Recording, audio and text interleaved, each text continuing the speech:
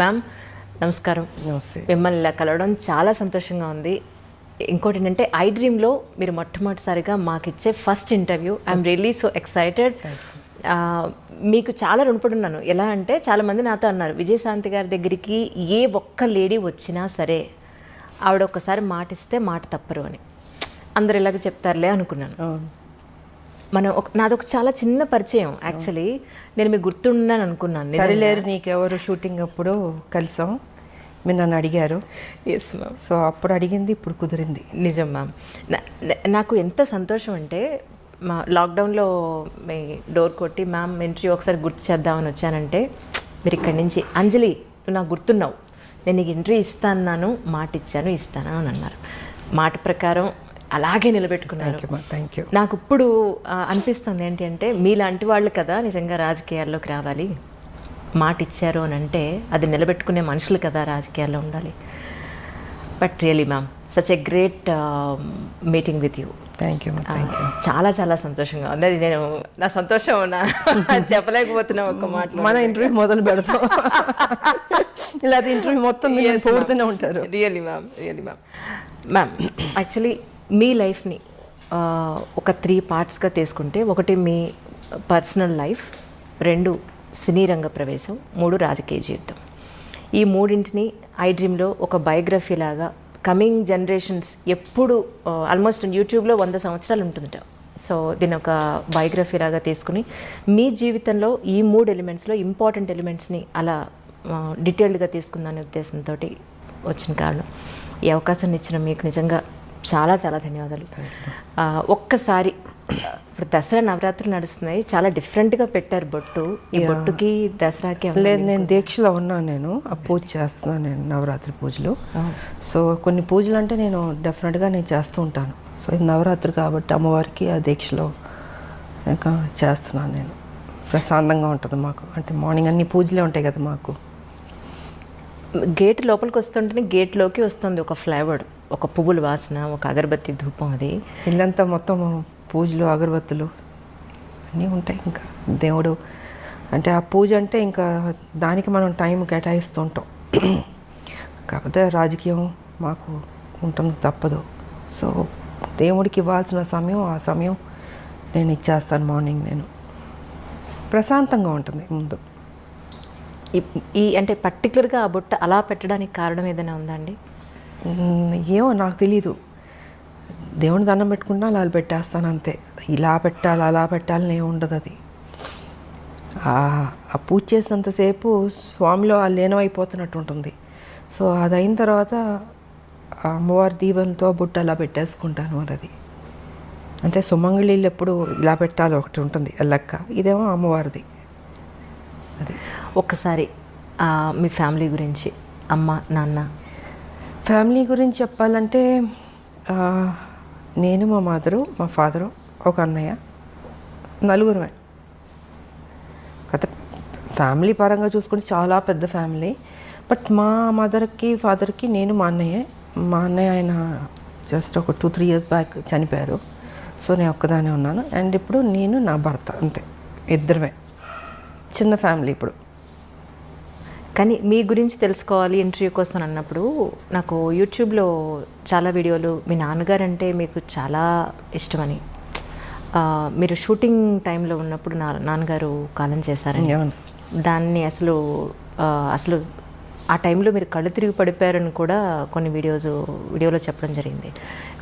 ఒక్కసారి నాన్నగారి గురించి తెలుసు. యాక్చువల్గా దేవాలయం షూటింగ్ చేస్తున్నాం, అమరావతి, గుంటూరు నుంచి అమరావతి. సో అక్కడ షూటింగ్ చేస్తుంటే అక్కడ ఏంటంటే ఫాదర్కి చితి పెట్టడం సీను, టి కృష్ణ గారు డైరెక్షన్, దేవాలయం, శ్రవణ్ బాబు గారిని. సో అక్కడ ఫాదర్కి చితి పెట్టడం సీన్ నేను వెళ్ళి కూతురు చితి పెడుతుంది. ఆ సమయంలో ఏంటంటే ఇక్కడ చెన్నైలో కూడా మా నాన్నగారు పోవడం జరిగింది. నాకు తెలియదు, చెప్పలే, టి కృష్ణ గారు ఎవరు చెప్పలే. సరే ఈవినింగ్ షూటింగ్ అంతా అయిన తర్వాత ఇన్ఫర్మేషన్ వచ్చింది. ఇప్పుడంటే మనకు సెల్ ఫోన్స్ ఉన్నాయి, అప్పుడంతా ల్యాండ్ లైన్, టైం పట్టేది, దొరికేది కాదు. ఐ థింక్ 6:37కి టి కృష్ణ గారికి వచ్చింది మెసేజ్, ఇలాగా ఫాదర్ పోయారనేసి. సో ఆయన ఏం చేశారంటే పోయారని చెప్పలే నాకు, నైట్ షూటింగ్ ఉండింది. డే అంతా శ్మశానంలో షూటింగు, నైట్ వచ్చి ఈ దశావతారాలు పాటలు తీస్తున్నాం అది. సో దానికి నేను డ్రెస్ చేంజ్ చేసుకోవడానికి క్లాసికల్ డ్రెస్ చేసుకుని రెడీ అయ్యి వస్తున్నాను. టీ కృష్ణ గారు అన్నారు, ఇలా నాన్నగారికి బాగాలేదంట, బయలుదేరమ్మన్నారు అన్నారు. అంతే చెప్పారు.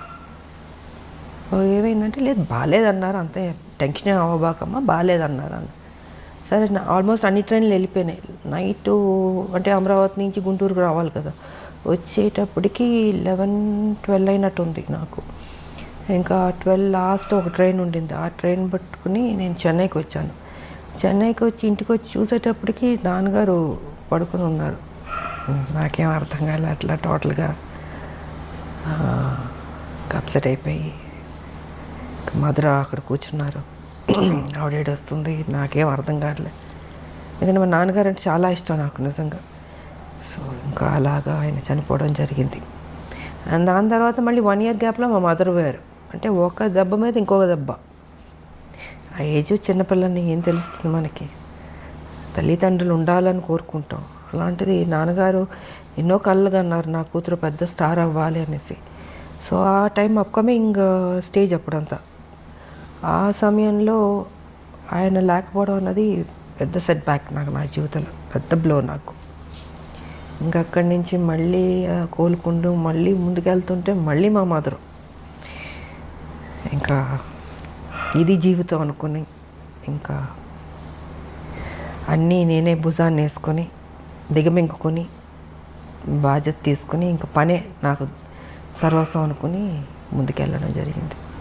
అలా జరిగింది మా మదర్ ఫాదర్ది.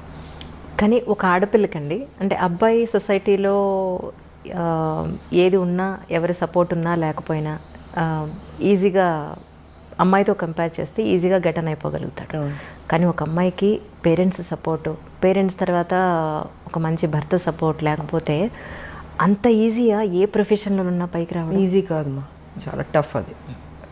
కాకపోతే నాకేంటంటే ఫస్ట్ మదర్ ఫాదర్ పోవడం వల్ల లైఫ్ విలువ, వాల్యూ, బాధ్యత అన్నీ ఆటోమేటిక్గా దేవుడు నాకు తెలిసేటట్టు చేశాడనిపిస్తుంది. సో రైట్ టైంలో ఒక ఏజ్లో మ్యారేజ్ కూడా, అది కూడా నాకు దేవుడు చేశాడన్నదే. ఎవరు లేరు కదా పెద్దలు, ఇలాగ ఈ అమ్మాయికి పెళ్లి సంబంధం చూడాలి, ఈ అబ్బాయికి పెళ్లి చేయాలి అనేది చెప్పేవాళ్ళు లేరు, చూసేవాళ్ళు లేరు. నాకు ఉన్న తల్లిదండ్రులు ఇద్దరు పోయారు.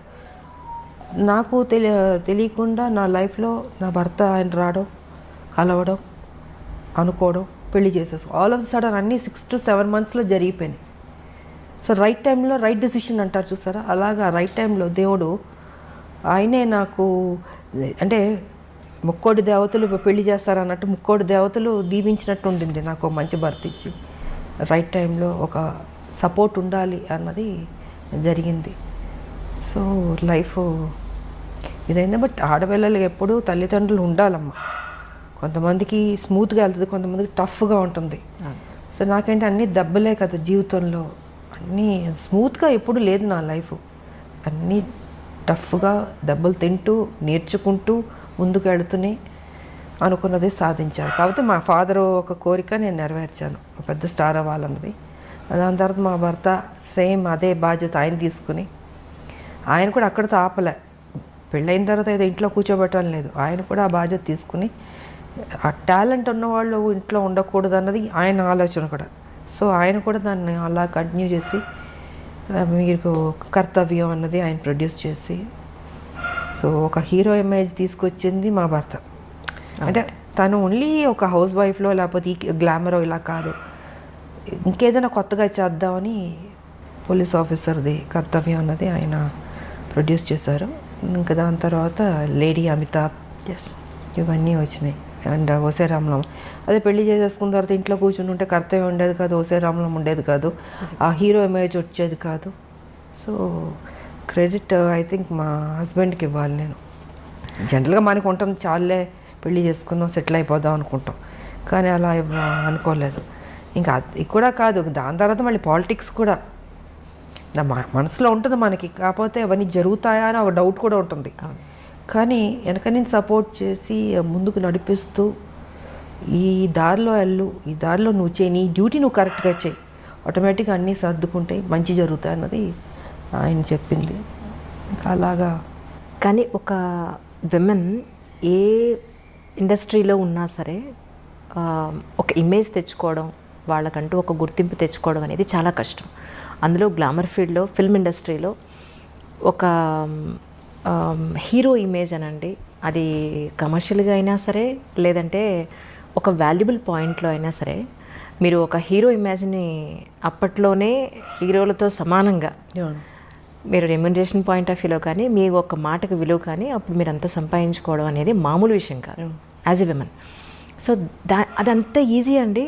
ఒక అమ్మాయికి ఒక హీరో ఇమేజ్ని తీసుకొచ్చి ఫస్ట్ థింగ్ ఏంటంటే మనం మెంటల్గా ప్రిపేర్ అవ్వాలి. హీరోలు ఫైట్ చేసేది మనం చూస్తున్నప్పుడు, మేము హీరోలు పక్కన చేసేటప్పుడు కొన్ని సీన్స్లో వచ్చి హీరో ఫైట్ చేస్తుంటాడు, మనం రియాక్షన్ ఇవ్వాలి. అప్పుడు అనిపించేది అయ్యో పాపం ఇంత కష్టపడుతున్నారు, ఇంత ఎగురుతున్నారు, కొడుతున్నారు, దెబ్బలు తగులుతుంటాయి వాళ్ళు కూడా. అలాంటిది నాకు వచ్చేటప్పటికి అసలు ఫస్ట్ నాకు కొంచెం టైం పట్టింది నేను అడ్జస్ట్ అవ్వడానికి. అంటే ఆ ప్యాటర్న్లోకి తీసుకురావడం, నా ఫిజిక్ కావచ్చు, నా ఆ స్టైల్ కావచ్చు, ఒక మహిళలా చేసినట్టు ఉండకూడదు. అంటే ఒక హీరో ఒక రఫ్ అండ్ టఫ్ ఆ బాడీ లాంగ్వేజ్ తెచ్చుకోవాలి, దాంట్లో ఇమిడిపోవాలి. సో ఇట్ టుక్ టైం నాకు అది అడ్జస్ట్ అవ్వడానికి. అండ్ ఫస్ట్ పిక్చర్కి నా ఫైట్స్కిను సెకండ్ థర్డ్ దానికి ఇంప్రూవైజ్ చేసుకుంటూ వెళ్ళాను. సో ఇంకా దాని తర్వాత ది బెస్ట్ అన్న పేరు తెచ్చుకున్నాను నేను. అండ్ ఇంకోటి ఏంటంటే ఎందుకు చేయలేము, మనం చేద్దాం, రిస్క్ అయినా పర్లేదు. అప్పుడు మాకు ఈ గ్రాఫిక్స్ అంత లేదు, సో ఏదన్నా కూడా ఒరిజినలే ఉండదు, డూప్ లేకుండా చేసేదాన్ని. చేద్దామని మాస్టర్లతో కన్విన్స్ చేసి ఇంకా సాహసాలే అన్నీ. ఎంత 20 అడుగులో 30 అడుగులు దూకమన్నా దూకేవాళ్ళం. మళ్ళీ గన్ ఒకటి పట్టుకుని దాంతో షూట్ చేసుకుంటూ, మామూలు కాదు అసలు. సో ఇలాగా ఇంప్రూవైజ్ చేసుకుంటూ ఇంకా బెటర్మెంట్ చేద్దాం అన్నది సినిమా నుంచి సినిమాకి బెటర్ అయింది నాకు. సో నన్ను నేను ప్రూవ్ చేసుకోగలిగాను, ఒక యాక్షన్ హీరోలే కాదు హీరోయిన్ కూడా చేయగలుగుతుందని. మళ్ళీ దాంట్లో స్టైల్ ఉండాలి, అందం ఉండాలి. ఏదో కొట్టామన్నట్టు కాకుండా ఎక్స్ప్రెషన్ ఉండాలి, బాడీ లాంగ్వేజ్ కరెక్ట్గా ఉండాలి, ఫినిషింగ్ బాగుండాలి. అది డ్యాన్స్ కావచ్చు, ఫైట్స్ కావచ్చు, ఏదైనా బ్యూటీ ఉండాలి, న్యాచురల్గా ఉండాలి, ఆర్టిఫిషియల్గా ఉండకూడదు. ఏదో ఇప్పుడు జంప్ చేయమన్నారు ఇలా జంప్ చేయడం కాదు, ఒరిజినల్గా జంపింగ్లానే ఉండాలి, రఫ్ లుక్ ఉండాలి. సో ఇలాగ నా బాడీని నేను మలుచుకుంటూ చేశాను నేను. కానీ ఫిల్మ్ ఇండస్ట్రీలో ఒక అమ్మాయికి గ్లామర్ పాత్రలు జనరల్గా అందరికీ వస్తుంటాయి, కానీ ఆర్టిస్ట్ వాళ్ళలో ఉన్న నటనని బయటికి తీసుకురాగలిగే డైరెక్టర్లు కానీ, అలాంటి సినిమాలు కానీ, అలాంటి కథలు కానీ, you are really so blessed. ఒక స్వయం కృషి తీసుకున్న, వందే మాతరం తీసుకోవాలంటే టి కృష్ణ గారు అండి. అవునండి, ఆయనకి నేను రుణపడి ఉన్నాను, థ్యాంక్స్ చెప్పుకోవాలి. ఎందుకంటే ఆయన ఎక్కడున్నా ఆయన బ్లెస్సింగ్స్ ఉన్నాయి. తనలో ఒక నటన ఉందన్నది నేటి భారతంలో తీసుకొచ్చాడు బయటికి. తీసుకొచ్చి నాకు రావాల్సిన పేరు అద్భుతంగా వచ్చింది. విజయశాంతి ఓన్లీ గ్లామర్ కాదు, తను నటించగలుగుతుందని ఆ క్రెడిట్ కృష్ణ గారికి వెళ్తుంది. ఆయన ఏం చేశారు, అక్కడితో కాకుండా ఆయన అన్ని సినిమాల్లో విజయశాంతినే ఉంచాలి. అంటే ఆయన మైండ్ సెట్లో ఏముంది, ఓ రెవల్యూషనరీ ఫిల్మ్స్ అంటే అది తను సూట్ అవుతుంది, ఆయన రాసుకున్న కథకి ఆ పాత్రకి తను న్యాయం చేయగలుగుతుంది, తన ఎక్స్ప్రెషన్స్ బాగా రాబట్టగలుగుతుంది, సో బాగుంది అన్నది ఆయన మైండ్లో పెట్టుకుని ప్రతి సినిమాకి ఇంక తనే ఉండాలి, శాంతమ్మే ఉండాలి. ఆయనతో ఆప్యాయతగా పిలిచాడు శాంతమ్మని. సో ఆయన ప్రతి సినిమాలకు పెట్టేవారు. నేను ఒక స్టేజ్లో అన్న అని పిలిచేదా, అన్న మీకు బోరు కొట్టదా, అన్ని సినిమాల్లో నేనే పెడతాను, ఇంకొక హీరోయిన్ పెట్టండి అన్న. లేదు శాంతమ్మ నువ్వే చేయాలి, నువ్వే బాగా చేస్తున్నావు అనేసి. ఒక స్టేజ్లో అయితే ప్రతిఘటన అయితే నేను అన్నాను, కథ విన్నాను బాగుంది, బట్ నాకు డేట్లు కుదరలేదు, టోటల్గా బిజీగా ఉన్నాను. అప్పుడు అన్నాను, అన్న కుదరట్లేదు అంటే, నువ్వు చెయ్యాలి, ఇది నువ్వు చేయకపోతే నేను చెయ్యను, భీష్మించి కూర్చున్నాడు ఆయన. ఇంకా ఏంటంటే ఆఖరికి అందరు ప్రొడ్యూసర్లు రిక్వెస్ట్ చేసి 1 నెల నాకు ఇవ్వండి అని 1 మంతే నాకు వెళ్ళాను. వైజాగ్ వెళ్ళి కంప్లీట్ చేసుకుని వచ్చేసాను. సో అంటే నేను చేయలేను అనుకున్నది దేవుడు కూడా అక్కడ కూడా నువ్వే చేయాలన్నట్టు చేయించాడు. అదొక మలుపు. మళ్ళీ సూపర్ స్టార్ అన్నది ప్రతిఘటనతో స్టార్ట్ అయింది నాకు ఆ టైటిల్. కానీ అప్పట్లో ప్రతిఘటన అంటే ఒక రెవల్యూషన్ తీసుకొచ్చి, అసలు యాక్చువల్గా చాలా చిన్నమ్మాయి నేను. ఎగ్జాక్ట్లీ అందరూ ఏమన్నారంటే, అదేంటి కృష్ణ మరీ చిన్నపిల్లతో యాక్ట్ చేపిస్తున్నావు, ఒక లెక్చర్ క్యారెక్టర్ అంటే ఒక 30 ఏళ్ళు 40 ఏళ్ళు ఊహించుకుంటారు. బట్ ఆల్మోస్ట్ చాలా యంగ్ నేను. అంటే అందరూ క్రిటిసైజ్ చేశారు, అదేంటది ఆవిడ మరీ చిన్నపిల్లలా ఉంది, చేయగలుగుతుందా, చేయలేదు, తప్పు చేస్తున్నావు, డెసిషన్ రాంగ్ అవుతుంది అని కృష్ణ గారితో. అంటే నాకు తెలుసు ఏం చేయించాలని కొంచెం గెటప్ అంతా వేసి మూడేసి కొంచెం పెద్ద అమ్మాయిలా కనపడేటట్టు చేసి నేను కూడా ఛాలెంజ్గా తీసుకున్నాను. ఎప్పుడైతే క్రిటిసైజ్ చేశారో నువ్వు చేయలేవేమో అని, ఎందుకు చేయలేను, నన్ను ఎప్పుడైనా అలా అంటే నేను ఊరుకోలేను, ఇంక దాన్ని ఛాలెంజ్గా తీసుకుంటాను. ఇంక తీసుకుని సో కృష్ణ గారు పట్టుబట్టడం, నేను ఆ ఛాలెంజ్గా తీసుకోవడం, అది అద్భుతంగా సక్సెస్ అయింది. అది మలుపు తిరిగింది నా లైఫ్ దాంతో. మీలో నటనని బయటికి తీసుకొచ్చింది ఒక మాస్. అందరూ గ్లామర్ని చూస్తే ఆయన మాత్రం మీలో ఉన్న అంతే. ఫస్ట్ కృష్ణ గారికి క్రెడిట్ వెళ్తుంది. దాని తర్వాత మిగతా వాళ్ళందరూ మంచి డైరెక్టర్లు, గొప్ప డైరెక్టర్లు పనిచేస్తారు, బట్ డిఫరెంట్ క్యారెక్టర్స్. బట్ ఆ అమ్మాయిలో ఆ టాలెంట్ ఉన్నదని తీయాలి కదా ఎవరో ఒకళ్ళు, అది టీ కృష్ణ గారు. అవును. కానీ ఒక ఆర్టిస్ట్కి తన జీవితం మొత్తం మీద చూసుకుంటే మహా అయితే ఒక 2, 3 దొరుకుతాయేమో అలాంటి రేర్ కదా. కానీ మీ విషయంలో ఒక పెద్ద లిస్టే ఉందండి. నిజంగా నేను ప్రిపేర్ చేసుకున్నాను, చదవండి లిస్ట్. అసలు మామూలు కాదు. మీరు టీ కృష్ణ గారితో చేసిన సినిమాల దగ్గర నుంచి టీ కృష్ణ గారితో దగ్గర మీరు 6 సినిమాలు కంటిన్యూస్గా చేశారు. అన్నింటికన్నా మించి అసలు మీరు చేసిన సినిమాలన్నింటిలో అద్భుతమైన ఆర్టిస్ట్ని బయట తీసుకొచ్చిన సినిమాలంటే 10ల సంఖ్యలో ఉన్నాయి. ఎవరికన్నా 3, 4 చెప్పుకోవడానికి ఉంటాయి అసలు. అలాంటిది యూఆర్ రియల్లీ బ్లెస్డ్ అండి నిజంగా. అది మా అందరూ దేవుడు ఎందుకో నా మీద కొంచెం ప్రేమ ఎక్కువైనట్టుంది, అందుకే అంత మంచి చేశాడు నాకు. మనసు మంచిది కాబట్టి మంచిగా జరుగుతుంది. నిజంగా నేను ఎప్పుడు ఎవరి గురించి చెడుగానో నాకు అనవసరం. నా పని, నా డ్యూటీ, నా ఇల్లు, అంతే. ఇదే నా ప్రపంచం అనుకున్నాను నేను. కానీ అదే ఒక అమ్మాయికి ఎక్కడన్నా మీకు తెలుసుండి ఒక అమ్మాయికి ఎక్కడన్నా అన్యాయం జరిగింది అని అంటే మాత్రం నిజంగా రాములం బయటకు వస్తుంది అనేది మొన్న అమ్మాయి విషయంలో చిన్నపిల్ల. ఆఫ్ కోర్స్ అది మహిళలకి ఎప్పుడు న్యాయం జరగాలనేది మాత్రం నేను ఫస్ట్ నుంచి పోరాడుతూనే ఉన్నాను. నా వాయిస్ రేస్ చేశాను. నేను బాధగా ఉంటుంది, ఎందుకంటే ఒక మహిళగా నాకు తెలుసు ఆ కష్టాలు, ఎంత కష్టపడితే కానీ ఒక పొజిషన్కి రారు, ఎంత స్ట్రగుల్ అవ్వాల్సి వస్తుంది. ప్రతి చోట అడ్డంకి ఉంటుంది. అంటే మన ప్రొఫెషన్లో ఏ ప్రొఫెషన్ ఎన్నుకున్నా దాంట్లో అచీవ్ చేయడానికి అడ్డుపొలలు వేస్తూ ఉంటారు, వెనక్కి లాగుతుంటారు. సో ఆ పెయిన్ కానీ నాకు తెలుసు. అది కాక మొన్న జరిగిన ఇన్సిడెంట్ అయితే అది మరీ దారుణం అమ్మ. నాకు నిజంగా అది ఆ మధ్యన ఒక 3 months బేబీ, మళ్ళీ అది రిపీట్ చేయాలంటే మళ్ళీ నా మూడ్ పాడైపోద్ది. అది అంటే ఎలాంటి ప్రపంచం ఎలాగైపోతుంది, బాగుపడద్దు అనుకుంటే ఇంకా వర్స్ట్ అవుతుంది ఏంటి అన్నది నిజంగా బాధగా ఉంది. అది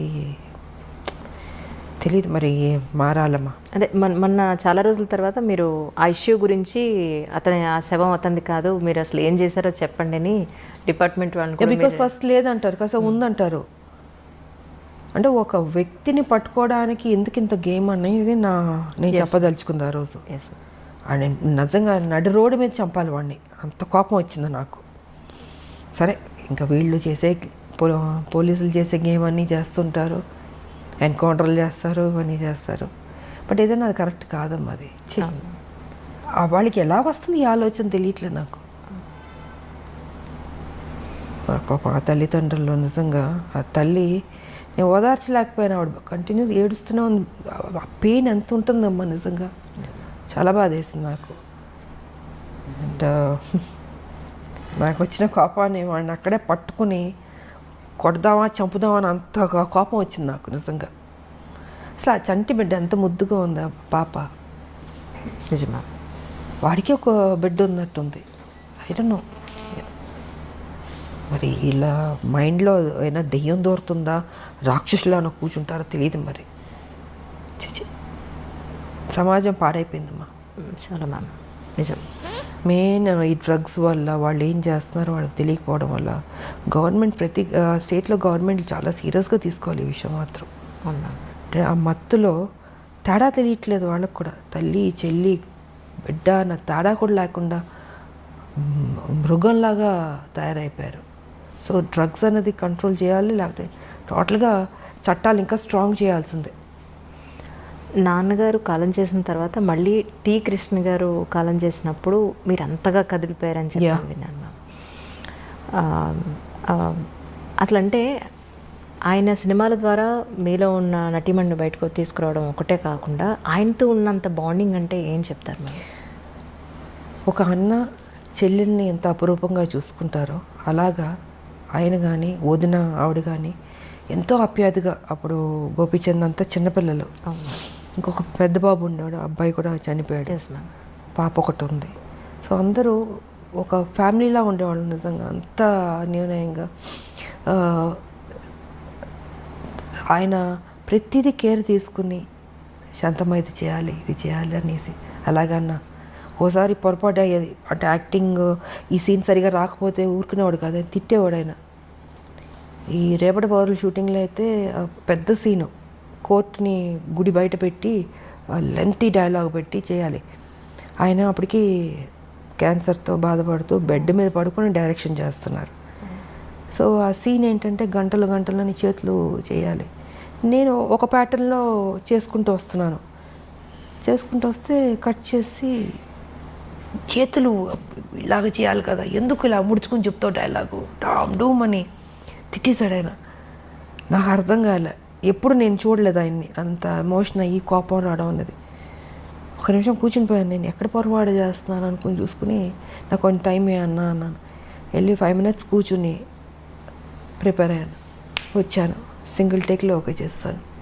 అంటే ఎక్కడో పొరపాటు జరగచ్చు, అంటే ఆయన మైండ్లో ఇలాగ ఈ క్యారెక్టర్ ఇలా చేయాలి, వైల్డ్గా చేతులని చూపించి అది ఇది ఇలా చేయాలని అని ఉంది.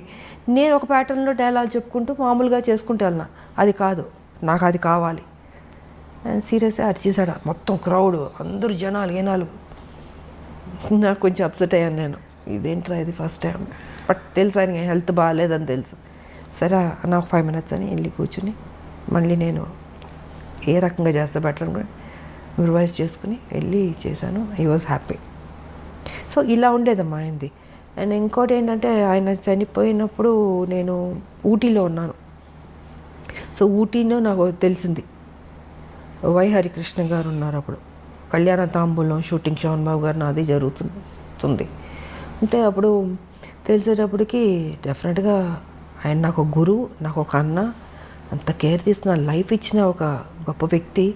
ఆయన చనిపోతే మనం ఎలా వదిలేస్తామని అక్కడి నుంచి ఊటీ నుంచి ట్రైన్ పట్టుకుని మొత్తం 2 ట్రైన్లు మారి వెళ్ళాను. నేను వెళ్ళి శ్మశానానికి వెళ్ళేటప్పటికి ఆల్మోస్ట్ అన్నీ అయిపోయినాయి. నేను రీచ్ అయ్యేటప్పటికి వదునున్నారు ఆవిడ అక్కడ.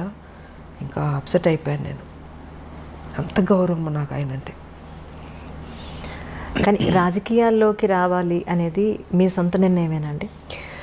రాజకీయాల్లో రావాలన్నది అయితే తెలంగాణ ఇష్యూ అన్నది మైండ్లో ఉంది. బికాజ్ ఈ రజాకార్లు, నిజాం పరిపాలన, మా తాతగారి ఫ్యామిలీ, మా పెద్ద ఫ్యామిలీ ఎలా డిస్టర్బ్ అయింది, ఎలాగా అంటే ఒక చంపడానికి వస్తున్న వాళ్ళు అరిచేతిలో పట్టుకుని చిన్నపిల్లలు. మా మదర్, ఇంకా నేను ఇప్పుడు లేదు, విజయశాంత మనిషే లేదు ఇప్పుడు, ఇంకా మా మదర్కి మ్యారేజ్ అవ్వలే, ఆవిడ యంగ్, ఆవిడ పెద్ద ఫ్యామిలీ.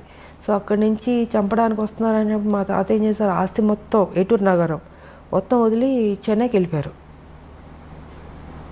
ఏం చేస్తారు, ఇంకా నా కుటుంబాన్ని బతికించుకోవాలని దీంతో అందరిని తీసుకుని చెన్నైకి వెళ్ళిపోయి ఇంకా అక్కడ ఉండి, దాని తర్వాత అందరు పెద్దోళ్ళు అయ్యి ఒక కథ. ఇంకా మా పిన్ని ఆవిడ ఈ సినిమాలు, దాని తర్వాత మా మ్యారేజ్, మా మదర్కి మ్యారేజ్ అవ్వడం. ఆ తర్వాత విజయశాంతి పాత్ర ఎప్పుడో వచ్చింది, ఒక అమ్మాయి పుట్టి. అప్పుడు హైదరాబాద్లో ఉండేవారు మా మదర్ ఫాదరు, డాడీ ఇక్కడ జాబ్ చేస్తూ ఉండేవారు. సో మా మదర్ ఇక్కడ కన్సీవ్ అయింది ఆవిడ, అండ్ డెలివరీకి చెన్నైకి వెళ్ళింది అప్పుడు. సో ఇలాగా విజయశాంతి అప్పుడు బయట ప్రపంచానికి వచ్చింది. కానీ సపరేట్ తెలంగాణ అప్పుడు సో అలాగా దీంతో నాకు మా మదరు ఒక సర్టన్ టైంలో ఇలా అలా చెప్పి మామూలు కూర్చుంటాం, మదర్ నేను కూర్చుని మాట్లాడుకుంటున్నప్పుడు ఏంటంటే ఆవిడ చిన్నప్పుడు ఏం జరిగింది, రజాకార్లు, నిజాం పరిపాలన, ఇవన్నీ చెప్తూ ఎక్కడో తెలియని ఒక విత్తనం పడింది బుర్రలో. సరే ఆ సాఫ్ట్ కార్నర్ అలా వచ్చి ఒక స్టేజ్లో తెలంగాణ అన్న దీని మీద ఒక టాపిక్ వచ్చినప్పుడు ఇంకా మా హస్బెండ్ కూడా yes you have to do అన్నది.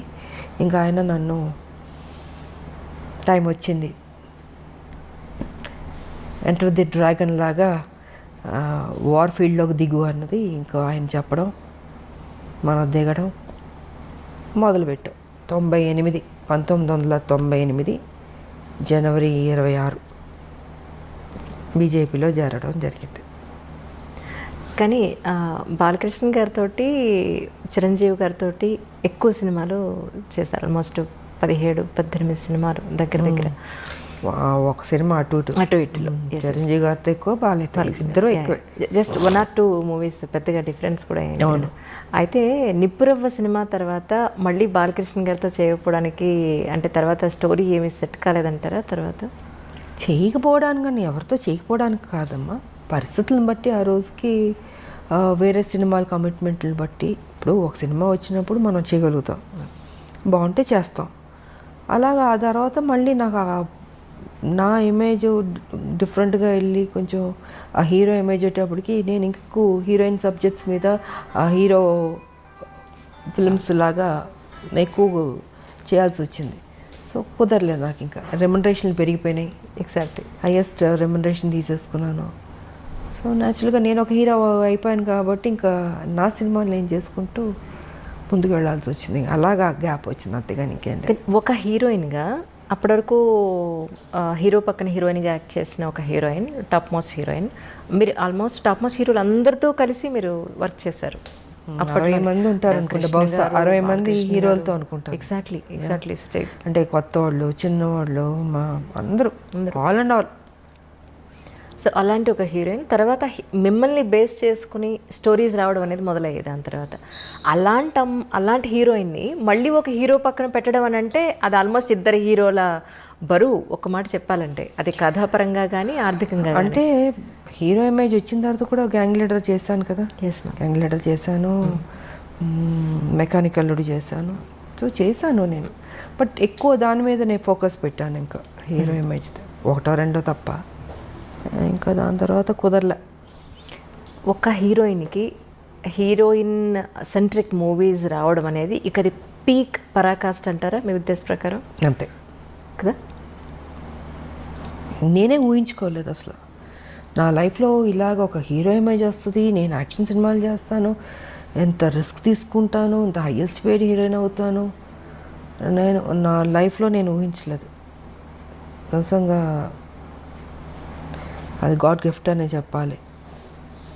ఇప్పటికి ఇది ఎలా జరిగిందో నేను అనుకుంటాను అప్పుడప్పుడు కూర్చున్నప్పుడు, ఇది నిజమేనా, ఇది ఎంత మాయా ఒక్కోసారి. బట్ అది మాయే, లైఫ్ అంటే మాయే,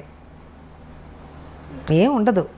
ఉన్నంతసేపే నాది అది ఇది అనుకుంటాం. చనిపోయిన నెక్స్ట్ మూమెంట్ ఎప్పుడు బాడీ తీసేస్తారు అనుకుంటారు.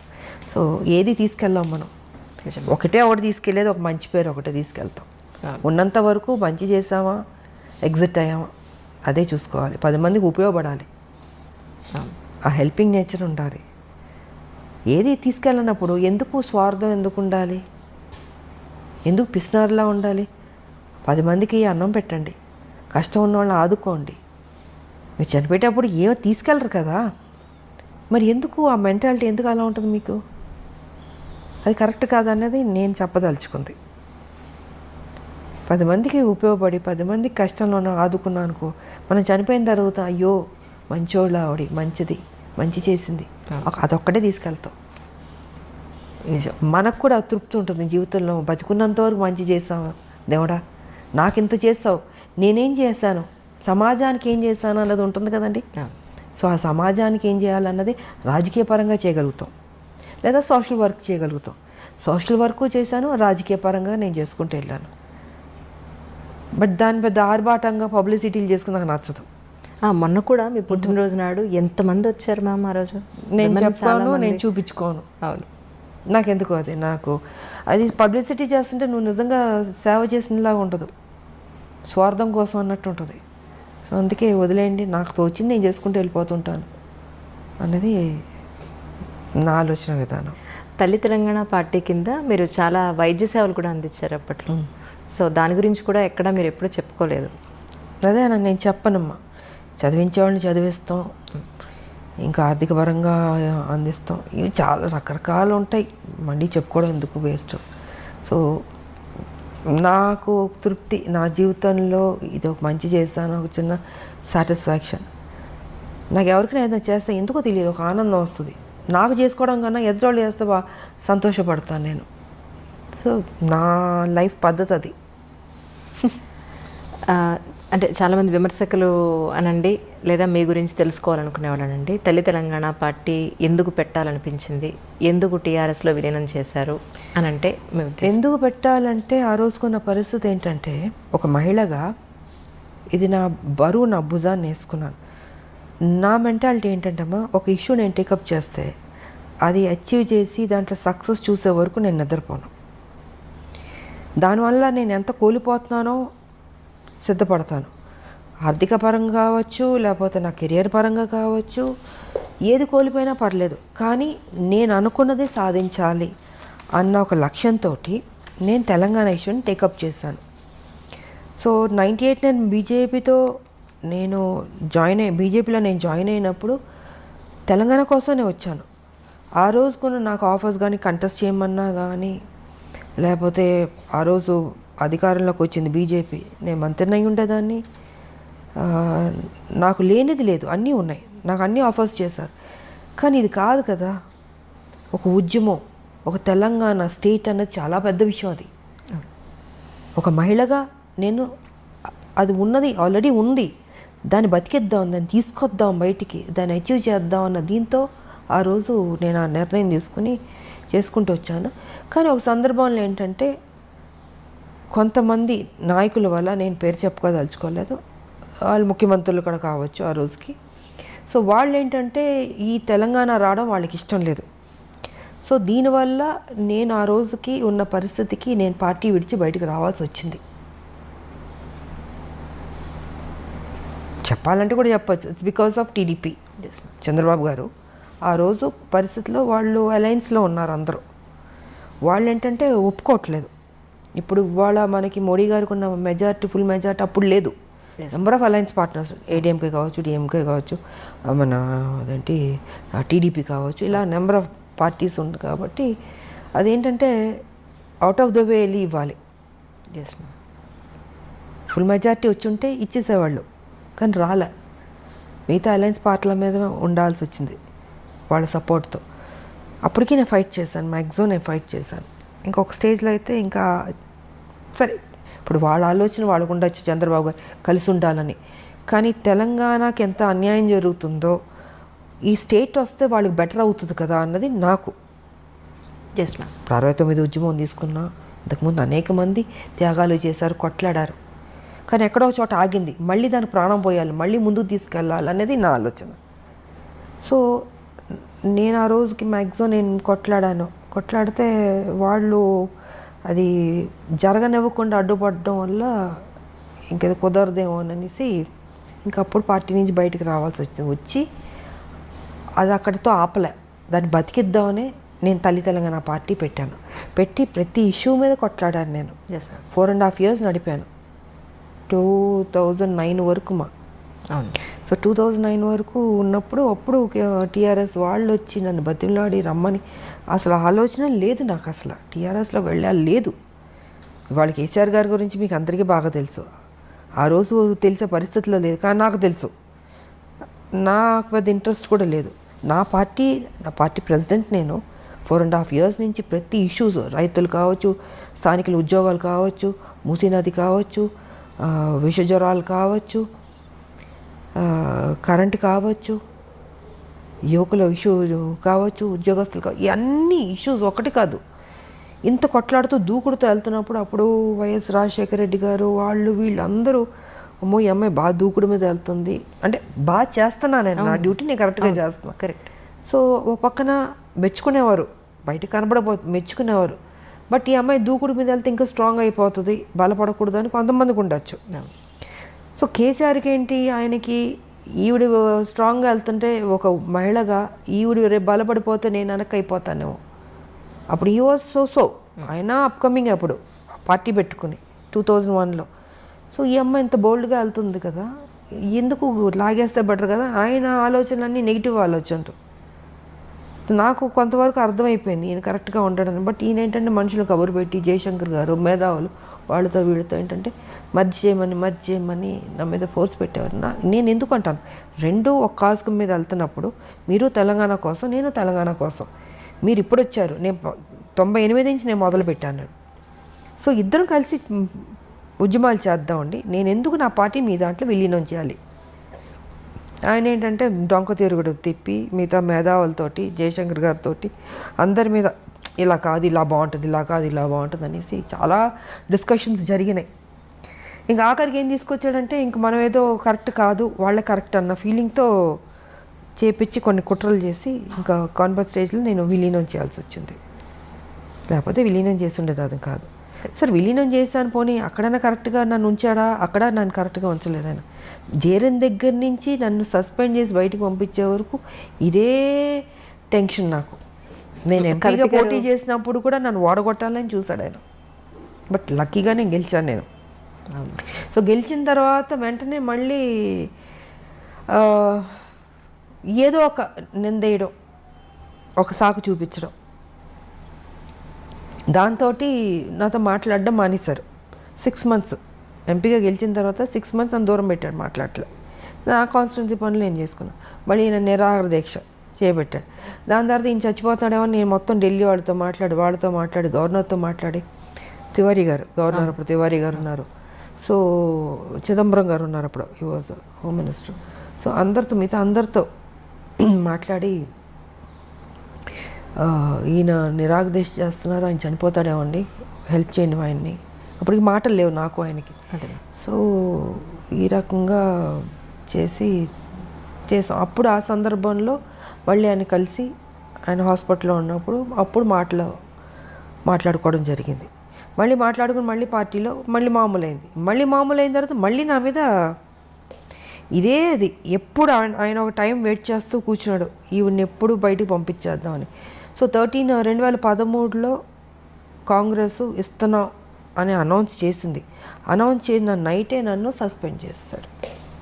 మేము ఆ మేడంని విజయశాంతి గారిని మేము సస్పెండ్ చేయలేదు, ఆవిడే చెప్ప పెట్టకుండా మీరు యూట్యూబ్ కాదండి, మీరు కప్పుకున్నారు అని చెప్పి మీరు యూట్యూబ్లోకి వెళ్ళొచ్చు. అక్కడ మొత్తం మీకు ఇవాళ కేసీఆర్ అసెంబ్లీ సాక్షిగానే అబద్ధాలు చెప్తున్నాడు. సో మీరు యూట్యూబ్కి వెళ్తే కేసీఆర్ 2013లో నన్ను సస్పెండ్ చేసింది ఆల్మోస్ట్ ఆల్ ద ఛానల్స్లో వచ్చింది. నైట్ 12 o'clock అది మీరు చూడొచ్చు. నేను జరిగింది చెప్తే నాకు అబద్ధాలు చెప్పాల్సిన అవసరం నాకేం లేదు. కేసీఆర్ లాగా ఇవాళ అసెంబ్లీలో నేను 3 ఎకరాలు ఇస్తానని చెప్పి నెక్స్ట్ కట్ చేస్తే నేను అసలు ఆ మాట అన్నే లేదేదో అని చెప్తున్నాడు. యాజ్ అ చీఫ్ మినిస్టర్గా ఆయన ఇంత అసెంబ్లీ సాక్షిగా చెప్పి ఇవాళ లేదు అంటున్నాడంటే ఆయన ఎలాంటి వ్యక్తి మీకే అర్థం కావాలి. సో జరిగింది నేను చెప్తున్నానే. 2013లో నన్ను సస్పెండ్ చేసిన తర్వాత నా కాన్స్టిట్యున్సీలో నేను ఎంపీగానే ఉన్నాను, నా పని చేసుకుంటూ ఉన్నాను. 2014లో పార్లమెంట్లో బిల్లు పాస్ అయింది. అప్పుడు బిల్లు పాస్ అవుతున్నప్పుడు నాకు ఆయనకి మాట్లాడలేదు, కానీ ఆ రోజు ఫస్ట్ టైం నన్ను వచ్చి ఎలా ఉన్నావు విజయ అని ఒకే ఒక మాట అన్నాడు, బాగున్నా అన్న. సో ఫైనల్గా అది ఆ రోజు ఇంకా లాస్ట్ డే. ఇంకా అప్పుడు కాంగ్రెస్ పొన్నం ప్రభాకర్ వీళ్ళందరూ చాలామంది ఉన్నారు. మీరు వస్తారా అన్నాను. నేను ఉంటాను అది అన్నాను. ఇంకా హౌస్ స్టార్ట్ అయిపోయింది, స్పీకర్ ఆవిడ వచ్చారు, ముందుకు వెళ్ళాను, వెల్ దగ్గరకు వెళ్ళి ఇంకా షౌటింగు, మిగతా వాళ్ళు ఆవిడ చదవబోతుంది బిల్లు చదువుతుంటే మిగతా వాళ్ళందరూ అడ్డుపడడం, నేను దూకడం, నేను అది పట్టుకోవడం పేపర్లు చింపకుండాను. ఈయన చూస్తే ఈయన లేడు, అంటే ఆ ఘట్టంలో కూడా ఈయన లేడు. తెలంగాణ రావాలని ఇంట్రెస్ట్ లేదు ఆయనకి. ఉంటే ఆ ఒక్క ఎప్పుడు బిల్లు పాస్ అవుద్దని కొన్ని కోట్ల మంది ఎదురు చూస్తుంది. ప్రపంచం మొత్తం తెలంగాణ వాళ్ళు అక్కడక్కడ ఉంటుంటారు కదమ్మా. సో అన్ని చోట్ల నేను తెలంగాణ వాళ్ళు ఎప్పుడు జరుగుతుందా, ఎప్పుడు బిల్లు పాస్ అవుద్దని ఉంటున్నారు. అలాంటి సమయంలో ఈయన అక్కడ కదా ఉండాలి, అక్కడ లేకుండాను బయటికి వెళ్ళిపోయాడు. సో ఆ లాస్ట్ మూమెంట్ వరకు కూడా నా డ్యూటీ నేను సిన్సియర్గా చేసి బిల్లు పాస్ అయింది. చాలా హ్యాపీ ఫీల్ అయ్యాను నేను. అవును మ్యామ్, ఆ టైంలో you're also one of the party. ఒక్కదాన్నే నేను ఉన్నది ఇద్దరు ఎంపీలు ఒక ఆయన లేడు, వచ్చాడు వెళ్ళిపోయాడు. సో చివరి వరకు బిల్లు పాస్ అయ్యే వరకు నేను ఉన్నాను. ఆ రోజు బిల్లు పాస్ అయింది, నేను అనుకున్నది సాధించాను. మొత్తం అంటే ఇంత ట్రావెలింగ్ పట్టింది నాకు. బీజేపీ నుంచి, నా తల్లి తెలంగాణ నుంచి, టీఆర్ఎస్ దగ్గర నుంచి, కాంగ్రెస్ దగ్గర ఇంత ట్రావెలింగ్. ఈ ట్రావెలింగ్లో ఎక్కడ నా స్వార్థం చూసుకోలేదు. విజయశాంతి ఒక పెద్ద స్టారు, తెలంగాణ కోసం కొట్లాడుతుంది. ఆవిడ అడిగితే ఏదో ఇవ్వడానికి అన్ని పార్టీలు రెడీ. ఆయన మిగతా పార్టీలు అందరూ నాకు ఏం కావాలో తీసుకోండి, మా పార్టీలోకి రండి అన్నీ అడిగారు. కానీ ఎప్పుడూ పదవులకి కానీ దేనికి నేను లొంగలే. నేను దేనికి వచ్చాను? తెలంగాణ కోసం. అది నాకు ముఖ్యం. మీరు నాకు డబ్బులు ఆశ చూపించినా, పదవులు ఆశ చూపించినా, సీఎం పదవులు చూపించినా నాకు వద్దండి. నాకు తెలంగాణ ఇవ్వండి అని ప్రతి నిమిషం నేను టెన్షన్ పడ్డాను నేను. సో ఇలా జరిగింది నా కెరియర్, పొలిటికల్ కెరియర్ ఇలా ఇంత స్ట్రగుల్తో కూడి. బట్ ఫైనల్గా నేను అనుకున్నది అచీవ్ చేశాను. అది నాకు ఎప్పుడైతే మీ తాతగారు అప్పటి రోజుల నుంచి ప్రాణం చేతపట్టుకుని మీరు అక్కడికి వెళ్ళారు, మళ్ళీ ఇన్నాళ్ల తర్వాత మీ కళ నెరవేరింది అనుకోవచ్చు. అదే రాస్తుంటుంది ప్రతి బియ్యం మీద పేరు రాసినట్టు నాకు రాసింది తెలంగాణ నువ్వు కొట్లాడాలి, పార్లమెంట్లో నీ చేతుల మీదుగా రావాలి అన్నది రాసినట్టుంది. అది జరిగింది. మరి ఇంతకుముందు ఇంతమంది ఎంపీలు గెలిచారు, ఎప్పుడు రాలేదు. ఫైనల్ ఇద్దరిలో ఒకళ్ళు. నా డ్యూటీ నేను సక్రమంగా చేశాను. సార్ విమర్శించే వాళ్ళు విమర్శిస్తారు, విమర్శించేటట్టు చేస్తారు కేసీఆర్. దీన్ని నేను పెద్ద పట్టించుకోవాల్సిన అవసరం లేదు. నా మనస్సాక్షికి తెలుసు, నా నిజాయితీ తెలుసు. నేను సిన్సియర్గా పనిచేస్తాను తెలంగాణ కోసం. ఒకటమ్మా, నేను ఏనాడు పోస్టుల కోసం పరిగెత్తిందో తాపత్రయపడిందో నా లేదు. నా ప్రజలకు మేలు జరిగితే చాలు. నన్ను ఏం చేయమంటారు చెప్పండి, నేను చేస్తాను. నా జీవితం అన్యాయం అయిపోయినా పర్లేదు, కానీ నా ప్రజలు 4 కోట్ల ప్రజలు, వాళ్ళకి మేలు జరిగితే చాలు అన్నదే తప్ప ఇంతకాలం ఎన్ని నాకు రెడ్ కార్పెట్లు వేశారమ్మా.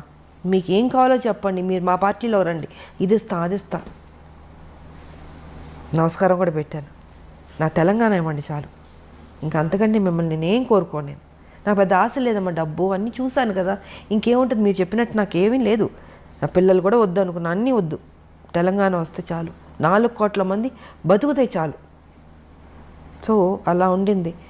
అండ్ ఇప్పుడు పార్టీ ఏ బాధ్యత ఇచ్చినా అది నా బాధ్యతగా అనుకుంటాను, నా డ్యూటీగా చేస్తాను నేను. అయ్యో అది పెద్ద పోస్టు, ఇది పోస్టు, నాకేమీ లేదు. ఎంత పెద్ద, ఎందుకంటే ఇంకా పెద్దది హిమాలయ అంత పెద్దది ఇచ్చినా కూడా ఇదే విజయశాంతి, అదే బాధ్యత, అదే సేవ ప్రజలకి. ఎందుకు పిల్లలు లేరు, ఇంక దేనికి నేనేం చేసుకోవాలి? నేను మా హస్బెండ్ ఇద్దరమే తెలంగాణ కోసం అన్నీ పక్కన పెట్టేశాను. సో ప్రజలకు బాగా జరిగింది అనుకో. నా బాధ ఇవాళ ఏంటంటే, ఇంత కష్టపడి తెలంగాణ సాధించాం, 1200 మంది చనిపోయారు, వాళ్ళ ఆత్మ శాంతించాలంటే అసలు సిసలైన తెలంగాణ రావాలి అనుకుంటే ఆ తెలంగాణ రాలే. దోపిడీ తెలంగాణ జరుగుతుంది. ఇది నాకు బాధగా ఉంది.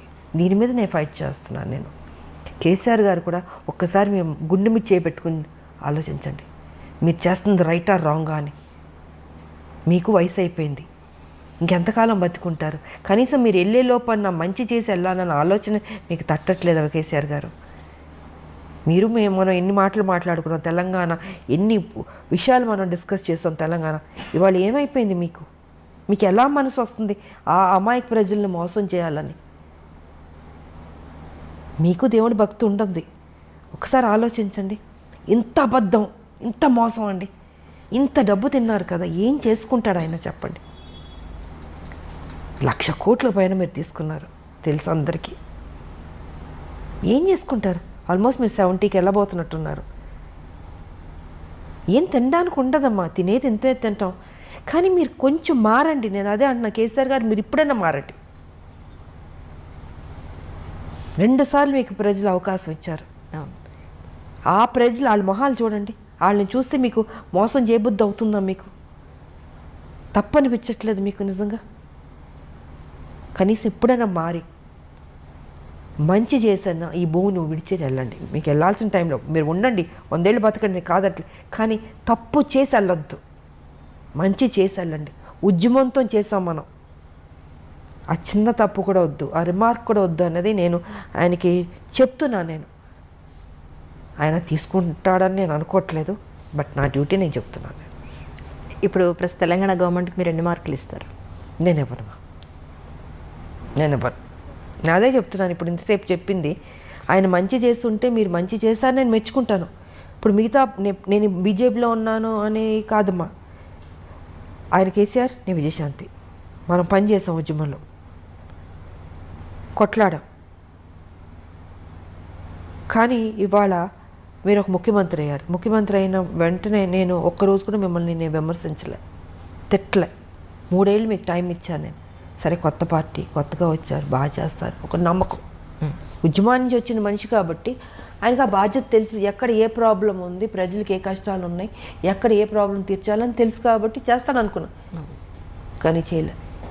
ముఖ్యమంత్రి కుర్చీలో కూర్చోగానే ఆయన ఆలోచనలు మారిపోయినాయి, మనిషి మారిపోయాడు. ఉద్యమం ఉన్న కేసీఆర్ గారు వేరు, ఇప్పుడున్న కేసీఆర్ వేరు. అహం పెరిగిపోయింది. ఎవరిని ఒకళ్ళు విమర్శిస్తే దాన్ని అంటే అది మనసుకు తీసుకుంటున్నాడు ఆయన. అంటే ఒక వెంజన్స్ లాగా వాళ్ళ మీద కేసులు పెట్టడం, సంబంధం లేని కేసులు, పాపం ఎంతోమందిని వేధించడం, అది చిన్నవాళ్ళ పెద్దవాళ్ళు ఎవరైనా సరే. ఏ రకంగా వెళ్ళిపోతున్నాడు అంటే ఏజ్ అయ్యే కొద్దీ మనం గతంలో చేసిన తప్పుల్ని మన తప్పుని దిద్దుకుని మనం మారడానికి ట్రై చేస్తాం. కానీ ఈయన మారతలే. ఏజ్ అయ్యే కొద్దీ ఇంకా అగ్రెసివ్గా, నెగిటివ్గా, హార్ష్గా, క్రిమినల్గా ఈ రకంగా తయారవుతుంటే మరి నాకు ఈయనకి ఎక్కడి నుంచి వస్తుంది ఈ ఆలోచన నాకు అర్థం కావట్లే. ఫామ్ హౌస్లో కూర్చున్నది ఏ రకంగా మనం మోసం చేస్తూ వెళ్దాం అన్నది ఆలోచిస్తున్నాడు తప్ప ఇది మంచి చేద్దాం అన్నది లేదు. ఒక ముఖ్యమంత్రి అంటే పబ్లిక్లో ఉండాలి, ప్రజల్లో తిరగాలి. సో ఈయనైతే ప్రజల్లో తిరగట్లేదు. ఎంతసేపు ఫామ్ హౌస్లో కూర్చుని ఆలోచిస్తూ ఉన్నాడు. ఏ ఆలోచన అంటే మంచి ఆలోచన కాదు, చెడ్డ ఆలోచనలు. ఈ ఎన్నికలకి ఇలా మోసం చేద్దాం, ఆ ఎన్నికలకి ఇలా మోసం చేద్దాం ప్రజల్ని. నువ్వు ఎవరిని మోసం చేస్తున్నావు? ప్రజలు. ఆ ప్రజల్ని నువ్వు 2 సార్లు గెలిపించారు, అది తప్పనిపించట్లేదా అంటాను నేను. సో నేనైతే మార్కులు ఇవ్వను ఆయనకి. ఆయన డెఫినెట్గా మంచి చేస్తుంటే ఇచ్చుండేదాన్ని. మా పార్టీ ఏమనుకున్నా అనుకొని నేను ఆటోతో వెళ్ళి నేను పొగిడేదాన్ని. బట్ వచ్చే ఎలక్షన్స్కైనా హైదరాబాద్లో లేదా తెలంగాణ జిల్లాలో లేదా మన తెలుగు రాష్ట్రాల్లో బీజేపీ వచ్చే అవకాశం ఉందంటారా మీ ఉద్దేశం ప్రకారం? వీఆర్ ట్రయింగ్ అల్ ఆల్ బెస్ట్. నేను ఒకటే చెప్తున్నాను పబ్లిక్ కూడా, ఇంకా మీరు కన్ఫ్యూజ్ కాకండి.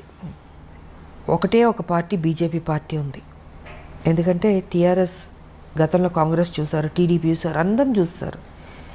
కాంగ్రెస్ ఆల్మోస్ట్ ఏంటంటే టీఆర్ఎస్తో విలీనం అన్నట్టే చెప్పచ్చు. ఎందుకంటే అన్ని ఎమ్మెల్యేలు తీసుకున్న తర్వాత ప్రతిపక్ష హోదా కూడా పోయింది కాంగ్రెస్కి. ఇవాళ కేసీఆర్ గారు ఏం చెప్తుంటే కాంగ్రెస్ అదే చేస్తుంది.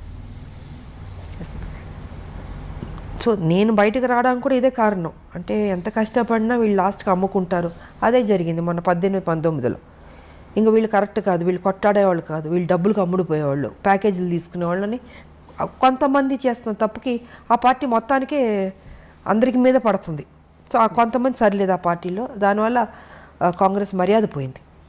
సో ఇవాళ నేనేమంటానంటే పబ్లిక్కి 4 లక్షల కోట్లు అప్పులు అయిపోయినాయి, తెలంగాణ డెవలప్మెంట్ లేదు. కేసీఆర్ ఎంతసేపు డబ్బుతో ఓటుతో కొనొచ్చు అని ఆ ప్యాటర్న్లో వెళ్తున్నాడు.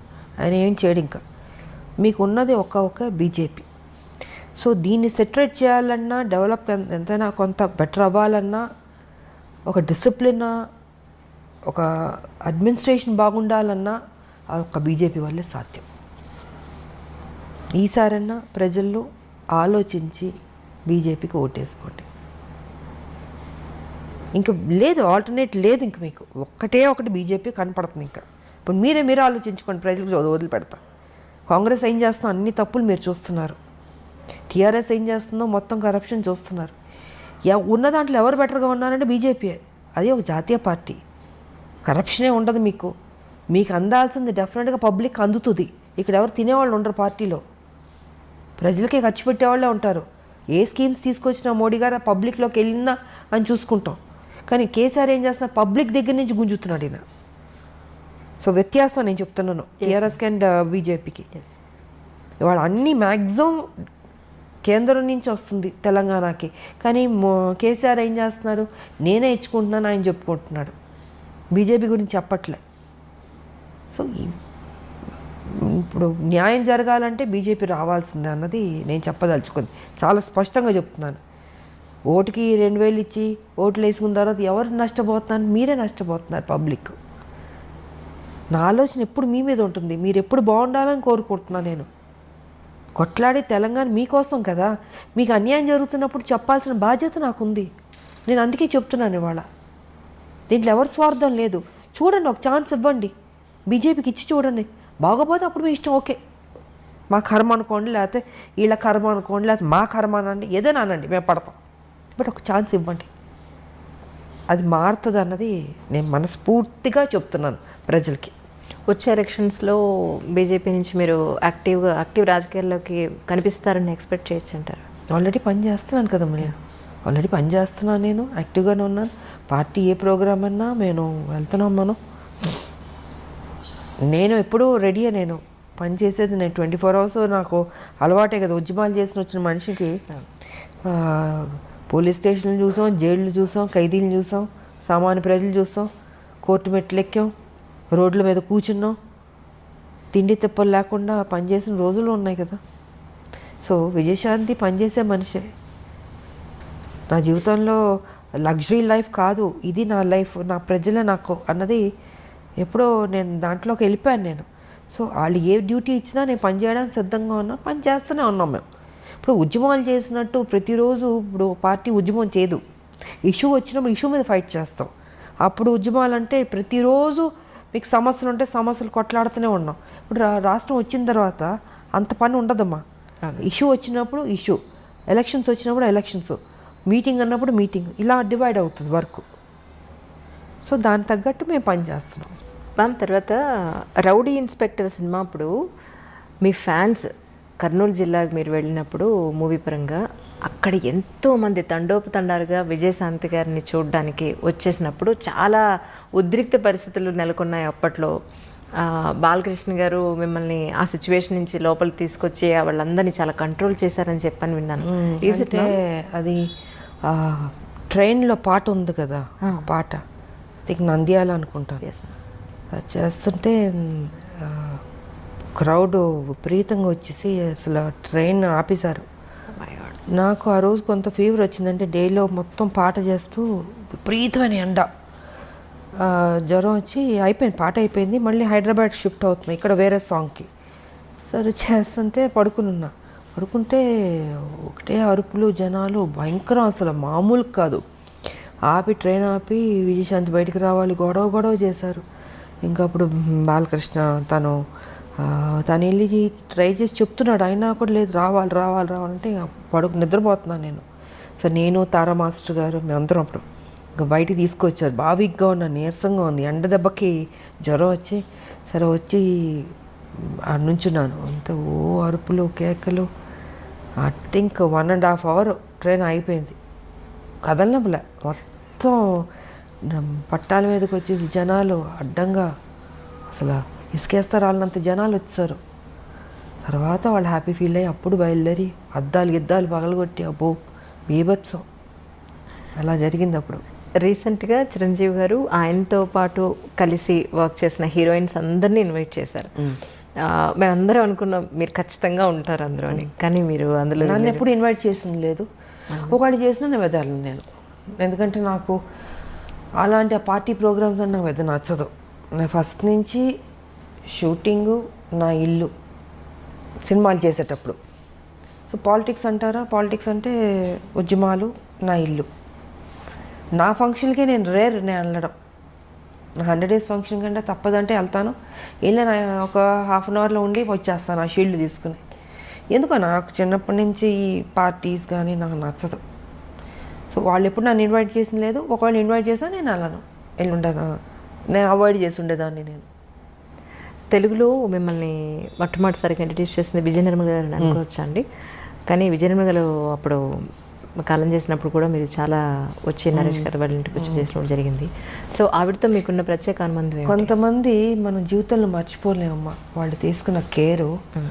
ఒక తల్లిగా ఆవిడ నన్ను, చిన్నపిల్లని, కృష్ణ గారి పక్కన, చాలా యంగ్, ఐ థింక్ 79లోనే వచ్చాను, 80s అనుకుంటా సినిమా, ఫస్ట్ తమిళ్ 80sలో. ఇంత చిన్నపిల్ల కృష్ణ గారు అనేవారు, విజయ మరీ చిన్నపిల్లగా ఉంది, నా పక్కన యాక్ట్ చేస్తుంది, ఎలాగ బాగుంది, నా కూతురులా ఉంది అనేవారు. మీరు ఊరుకోండి నేను చూసుకుంటాను, కానీ అంత కేర్ తీసుకున్నాడు నిజంగా. అలాగా నాకు దాని మీద నమ్మకం ఉంది, తను పెద్ద స్టార్ అవుతుందని. ఆవిడ కూడా అంత కేర్ తీసుకుందమ్మా. అందుకే ఆవిడ పోయినప్పుడు కూడా నాకు బాధ వేసింది. కొంతమంది మనం మర్చిపోలేం. ఆవిడ కానీ, అంకుల్ దాసరి గారు కానీ, టి కృష్ణ గారు కానీ. నా జీవితంలో నా లైఫ్ మారింది వాళ్ళ వల్ల. ఎలా మర్చిపోతాం చెప్పండి? సో నా ఫస్ట్ ఫిల్మ్ భారతరాజా గారు, ఇలాగా కొన్ని మర్చిపోలేం. ఇంక మిగతా డైరెక్టర్స్ అంటారు, ఎస్ అఫ్ కోర్స్ నాకు మంచి సినిమా పాత్రలు ఇచ్చారు. విశ్వనాథ్ గారు, జంధ్యాల గారు, మోహన్ గాంధీ గారు, కోడిరామ్ కృష్ణ గారు. సో ఇలాంటి హీరోయిన్ సబ్జెక్ట్స్ చేసిన వాళ్ళు డైరెక్టర్లు, వాళ్ళని కూడా నేను మర్చిపోలేను. ఆ గౌరవం ఎప్పుడు ఉంటుంది నాకు వాళ్ళ మీద. కానీ రాజకీయాల్లోకి వచ్చిన తర్వాత, ఇన్నాళ్ళ రాజకీయ జీవితం చూసిన తర్వాత, ఇక్కడ మీరు నేర్చుకున్న లెసన్ అంటే ఏం చెప్తారు? రాజకీయం అంటే పాలిట్రిక్సే ఉంటుంది. పాలిటిక్సే ఉంటుంది కదమ్మా. ఆ ట్రిక్స్లో మనం వెళ్తూ ఉండాలి, ఎత్తులకు పై ఎత్తులు వేస్తూ ఉండాలి. విజయశాంతి గారితో అవుతుందా అంత రాజకీయ ట్రిక్స్? అలా 25 ఏళ్ళు అయిపోతుంది కదా. అవుతుందా అంటే మరి తెలంగాణ తీసుకురాలేదా, కొట్లాడలేదా? ఏ టైంకి ఏ రకంగా మనం ఇవ్వాలో ఆ దేవుడే నిర్ణయిస్తాడు. జీవితంలో ఒక మంచి దారిని మనం ఎన్నుకున్నాం, ఆ మంచి దారిలోనే నేను వెళ్తున్నాను, ఆ మంచి దారిలోనే నేను సక్సెస్ అయ్యాను. నేను తెలంగాణ అచీవ్ చేయడం అన్నది ఇట్స్ నాట్ అ జోక్. ఒక రాష్ట్రం, నేను ఉద్యమం టేకప్ చేసినట్టు అందరూ నన్ను వెటకారంగా మాట్లాడేవారు. ఈవిడ ఒక మహిళ, ఈవిడ తీసుకొస్తుంది, ఈవిడ కొట్లాడుతుంది, ఈవిడికి అవసరమా సినిమాలు చేసుకుని హ్యాపీగా ఉండడం, ఎందుకు ఈవిడికి అన్నీ అన్నారు. అన్ని మాటలు పడ్డాను, నేనేం పట్టించుకోలేదు. నేను అనుకుంది సాధించాను. అనుకునేవాళ్ళు అనుకుంటారు. ఏ టైంకి మన బుర్ర ఏ రకంగా ఆలోచించాలో ఆ బుర్ర, ఆ ఆలోచన దేవుడు డెఫినెట్గా ఇస్తాడు. క్రిమినల్గా ఉండే పాలిటిక్స్ చేయక్కర్లేదమ్మా, మంచిగా కూడా పాలిటిక్స్ చేయొచ్చు. ఇప్పుడు కేసీఆర్ బుర్ర అయితే మాకొద్దు, ఎవడూ కోరుకోడు. సూర్యకాంతం గారి క్యారెక్టర్ చూసి అమ్మో సూర్యకాంతం గారు అని భయపడేవాళ్ళం, కానీ నిజంగా వాడు చాలా మంచివాడు తెలుసా మీకు. అవును, సినిమా పాత్ర అలాగుంటుంది. సో ఆవిడ పేరు కూడా పెట్టేవారు కాదంటే చాలామంది పుట్టినవాడికి సూర్యకాంత్ భయం అంటే. బట్ ఆవిడ అంత బంగారం అసలు. నేను నాతో పనిచేశారు ఆవిడ, వండర్ఫుల్. ఆవిడ కానీ నిర్మలమ్మ గారు కానీ ఎంత మంచివాళ్ళు వాళ్ళు. సో కొంత మన సినిమా పాత్రలు చూసి భయపడతాం, కానీ కేసీఆర్ ప్రత్యక్షంగా చూసి భయపడుతున్నాం. అంటే అంత భయంకరమైన క్యారెక్టర్ కాబట్టి ఆయనలా వద్దమ్మ, ఇలాంటి పాలిటిక్స్ చేయక్కర్లేదు. చక్కగా పాలిటిక్స్ చేయొచ్చు, మనం అనుకున్నది ఇంకా బెటర్గా చేయొచ్చు, ప్రజలకు ఉపయోగపడేటట్టు చేయొచ్చు. అదే మ్యామ్ నా ఉద్దేశం కూడా అంటే 100% చేయొచ్చు. నేను ఎంతకాలం మరి మంచిగా అనుకునేది చేశాను, ఫ్యూచర్లో కూడా అదే మంచిగా చేస్తాను నేను. తెలంగాణకు సంబంధించి ఇన్ కేస్ కమింగ్ ఫ్యూచర్లో మీరు కూడా వన్ ఆఫ్ ది అధికార పార్టీ బీజేపీ కనుక అధికారంలోకి వస్తే మీ ఉద్దేశ ప్రకారం తెలంగాణకి ఏమేం చేస్తే బాగుంటుందని మీరు అనుకుంటున్నారు? నా Telangana, I love Telangana, develop అవ్వాలి. చాలా ఉన్నాయి సమస్యలు, ఇంతకుముందు తక్కువ ఉంది, ఇప్పుడు ఎక్కువ ఉంది. ఇప్పుడు రోజు రోజుకి ప్రజలు కష్టాల్లోకి వెళ్ళిపోతున్నారు, బెటర్మెంట్ లేదు లైఫ్. సో దీన్ని బెటర్మెంట్ చేయాలంటే ఒక నేషనల్ పార్టీ వల్లే అవుతుంది. అది వాళ్ళ బీజేపీకి సాధ్యం అవుతుంది. మోడీ గారు ఇంకా మంచి మంచి పనులు చేస్తున్నారు కాబట్టి. సో మేమందరం డెఫినెట్గా వెళ్ళి మోడీ గారితో చెప్తాం, మాకు ఇది కావాలని మేము అడిగి తీసుకుంటాం. మేము మా తెలంగాణకి ఇస్తారు ఆయన. ఇప్పుడు మొత్తం భారతదేశానికే వ్యాక్సిన్లే ఫ్రీగా ఇస్తున్నారు, రైస్ ఫ్రీగా ఇస్తున్నారు, ఎన్నో మంచి కార్యక్రమాలు చేస్తున్నారు. బేటీ పడావో, బేటీ బచావో, ఇలాగ ఎన్ని, ఒకటి కాదు రెండు కాదు, చాలా ఉన్నాయి. మహిళలకు కూడా, గర్భిణీ స్త్రీలకు కూడా వాళ్ళ ప్రెగ్నెంట్గా ఉన్నప్పుడు ఖర్చు అంతా భరిస్తుంది. డెలివరీ అయిన తర్వాత తల్లి బిడ్డలకి వాళ్ళకి పౌష్టికాహారం కావచ్చు, మెడిసిన్స్ కావచ్చు, వాళ్ళకి ఏం కావాలో ఆ సదుపాయాలన్నీ ఇస్తుంది. సో చాలా చేస్తుంది బీజేపీ. వాళ్ళ ఎందుకు చేతి మా తెలంగాణకి డెఫినెట్గా చేస్తుంది. మేము అడిగి తెచ్చుకుంటాం. మేము మోడీ గారు మాకు ఇది కావాలి. రేపు దేవుడి దయ వల్ల బీజేపీ తెలంగాణలో వచ్చిందనుకోండి, నిజంగా ప్రజల కష్టాలు తీరినట్టే అని నేను అనుకుంటున్నాను. నేను ఎందుకంటే మేము ఊరుకోం, మేము కొట్లాడైనా తెచ్చుకుంటాం. బట్ కొట్లాడాల్సిన అవసరం కూడా లేదు. డెఫినెట్గా ఈ సమస్య ఉందంటే మోడీ గారు డెఫినెట్గా చేస్తారు. ఆయన ఇచ్చారు స్మార్ట్ సిటీ అని వరంగల్కి ఇస్తే చేజార్చుకున్నాడు ఈయన కేసీఆర్, ఉపయోగించుకోలేదు. ఎయిర్పోర్ట్లో ఇస్తే అక్కడ మామనూరులో వరంగల్లో ఇంతకుముందు ఉండేది, దానికి ల్యాండ్ ఇవ్వండి ఎయిర్పోర్ట్ ఇస్తారంటే అది కూడా చేయలే. అంటే ఎంత కేర్లెస్. సో ఇలాంటి వాళ్ళకొద్దు, మాకు మా బీజేపీ వస్తే డెఫినెట్గా మంచి జరుగుతుంది. 100% డెవలప్ అవుతుంది అన్నది నా నమ్మకం. ఇటు రాజకీయ పరంగా కానీ సినిమా రంగం పరంగా కానీ ఇంకా ఇప్పుడు ఒక పాట కూడా పాడినట్టున్నారు మీరు ఒక సినిమాలో కదా, భారతరత్న భారతరత్న ఒక పాటకు మీ గొంతును కూడా వినిపించడం జరిగింది. ఉదిత్ నారాయణ గారు నేను పాడా. నిజంగా అసలు తర్వాత అనిపించిందా మీకు ఇంకొక పాట ఎప్పుడైనా పాడే అవకాశం దొరికితే బాగుండని ఎప్పుడైనా అనిపించింది? ఎందుకో ఆ రోజు కోటరామకృష్ణ గారు అమ్మ ఇది పాడితే బాగుంటుందని చెప్తే ఇంకా ఆలోచన నాకు ఎప్పుడూ లేదు. ఇంకా ఆయన అడిగారు కాబట్టి ఆయన దగ్గరుండి తీసుకెళ్ళి పాడిచ్చారు. బాగానే పాడారు, చాలా బాగా మంచి హిట్ అయింది మ్యామ్ అది సాంగ్. బాగానే పాడినట్టు. సంగీతం నేర్చుకున్నారు మ్యామ్? చిన్నప్పుడు కొంచెం నేర్చుకున్నాను. అవునా? కొంచెం నేర్చుకున్నాను. నాకు ఇష్టం పాటలు పాడడం, నాకు ఇష్టం. ఇప్పుడు ఆ రోజు పాడాను నేను. మీకోసం మీరు ఒకరు ఉన్నప్పుడు మీ పాట మీరు ఎప్పుడైనా విన్నారా? అంటే మిమ్మల్ని మీరు రిలాక్స్ చేసుకోవడం కోసం. పాటలు అంటే నాకు ఇళయరాజా గారి సాంగ్స్ ఇష్టం కాబట్టి అప్పుడప్పుడు నేను వింటుంటాను. నేను అవును, ప్రశాంతంగా మెలోడీ సాంగ్స్ అని బాగుంటాయి, ఇష్టం వింటుంటాను. ఇది పాడమంటారా? ఇప్పుడు వద్దు. ఇది ఇంటర్వ్యూ, సరదాగా పాడుకునే రోజులన్నీ పోయినాయి. ఇప్పుడు అంతా కొట్లాడే రోజుల దగ్గర ఉంది ఇప్పుడు. ఎందుకంటే టీఆర్ఎస్ మీద కొట్లాడాలి, ఈ రాష్ట్రంలో తెలంగాణలో బీజేపీని తీసుకురావాలి. సో మా మైండ్ అంతా వాటి మీద ఉంటుంది. యాక్ట్ చేయడం, పాటలు పాడడం, ఇవన్నీ ఆ రోజులు అయిపోయినాయి. పూర్తిగా గంభీరంలోకి దిగిపోయారు. ఇక పెద్దవాళ్ళం అవుతున్నప్పుడు ఇంకా చిన్నపిల్లలం కాదు కదా. సో బాధ్యత ఉంది, పెద్ద బాధ్యత. బీజేపీ అందరూ పనిచేయాలి బీజేపీలో. సో అండ్ తెలంగాణ ఎలా తీసుకొచ్చామో, ఎంత కష్టపడ్డామో, అందరూ ఎంత సాక్రిఫైస్ చేస్తారో. ఇవాళ తెలంగాణలో బీజేపీ తేడానికి అందరూ కష్టపడాలి. ఇది సో మా సంజయ్ గారు కానీ, నేను కానీ, ఇప్పుడు ఈటల రాజేంద్ర గారు, అరవింద్ గారు, ఇలాగ అందరూ ఉన్నారు. మ్యాక్సిమం బాగా కొట్లాడే వాళ్ళు ఉన్నాం. మేము యుద్ధం చేయడానికి సిద్ధంగా ఉన్నాం. ఇప్పుడే కేసీఆర్ గారు కూడా అన్నారు కదా, బీజేపీ మీద యుద్ధానికి రెడీ అన్నాడు కదా. సో మేము వెయిటింగ్లో ఉన్నాం. ఎప్పుడు వస్తాడా, కత్తులు కటారాలు కూడా తీసుకురాడు ఆయన. మేమే ఇద్దాం అనుకుంటున్నాం ఆయనకి. ఎందుకంటే ఆయన పాపం అంటాడు కానీ రాడు. ఆయన సంగతి నాకు బాగా తెలుసు కదా.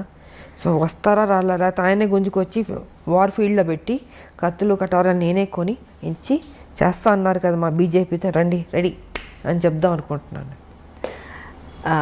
పేపర్ కానీ, ఎలక్ట్రానిక్ మీడియా కానీ, ప్రింట్ మీడియా కానీ మీరు ఈ మధ్యకాలంలో ఒక నెల రోజులుగా చూస్తూ ఉంటారు. మా ఎలక్షన్స్కి సంబంధించి చాలా హంగామా నడుస్తుంది. సో మీరు ఇంతకాలం మాలో మెంబర్షిప్ తీసుకోకపోవడానికి కారణం తెలుసుకోవచ్చా? తీసుకోపోవడానికి కాదు, అంటే ఒక స్టేజ్లో ఒక ఇష్యూ మీద నాకు నచ్చలే, డిఫరెన్సెస్ వచ్చింది. ఎదుటి వాళ్ళు ఆ రోజు అధ్యక్షులు పోటీ చేయబోతున్న వాళ్ళు మాట్లాడిన పద్ధతితో నాకు ఎందుకో నచ్చలే. సో ఆ ఇష్యూ మీద డిఫరెన్సెస్ వచ్చి నాకు అక్కర్లేదని ఆ రోజు నుంచి నేను తీసుకోలేదు. నేను తీసుకోపోయినా చేశాను నేను సినిమాలు. దాసనారాయణరావు గారి తర్వాత ఫిల్మ్ ఇండస్ట్రీకి మళ్ళీ అంత సమర్థత గల వ్యక్తి ఎవరు లేరు అని చెప్పని అనుకుంటున్న తరుణంలో డెఫినెట్గా దాసరి గారు ఆయనది ఎవరు, ఆయన ఓపిక, ఆయన కొట్లాడడం, అందరినీ దగ్గర తీసుకుంటాడు ఆయన అంకుల్.